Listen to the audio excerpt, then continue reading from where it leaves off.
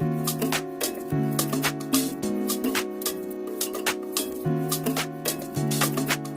स्वागत है आपके अपने चैनल पर।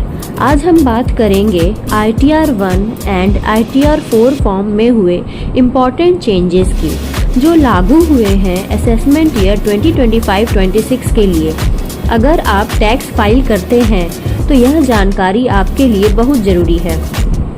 सबसे बड़ा बदलाव ये है कि अब से नई टैक्स रेजिम डिफ़ॉल्ट हो चुकी है।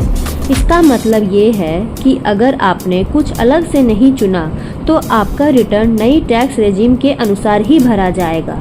अगर आप पुरानी टैक्स रेजिम में ही रहना चाहते हैं तो आपको फॉर्म 10IEA भरना होगा। फॉर्म 10IE अब वैलिड नहीं है।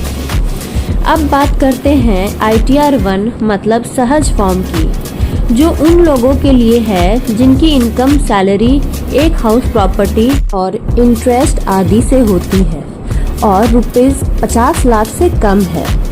इस बार फॉर्म में ये क्लियरली पूछा जाएगा कि आप कौन सी टैक्स रेजिम चुन रहे हैं, नई या पुरानी। अगर आप पुरानी चुनते हैं तो फॉर्म 10IEA जरूरी है।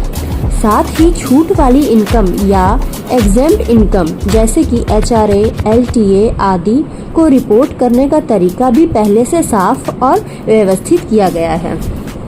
अब बात करते हैं ITR 4 यानी सुगम फॉर्म की, जो छोटे बिजनेसमैन, फ्रीलांसर्स और प्रोफेशनल्स के लिए है, जो प्रिजम्पटिव इनकम स्कीम के अकॉर्डिंग रिटर्न भरते हैं। इस साल इसमें 2 बदलाव हुए हैं। पहला, टर्नओवर लिमिट बढ़ा दी गई है। सेक्शन 44 AD के अकॉर्डिंग अब ₹3 करोड़ तक और सेक्शन 44 ADA के अकॉर्डिंग ₹75 लाख तक, बशर्ते आपकी कम से कम 95% इनकम डिजिटल हो। दूसरा, अब फॉर्म में यह क्लियरली पूछा जाएगा कि आपकी इनकम डिजिटली है या कैश में है, और यदि आप पुरानी टैक्स रेजिम चुनते हैं तो फॉर्म 10IEA यहाँ भी अनिवार्य है। चलिए आप जल्दी से एक नज़र डालते हैं इन सभी बदलावों की कंपैरिजन पर। तो दोस्तों, ये थे ITR 1 और ITR 4 में इस साल के बड़े बदलाव।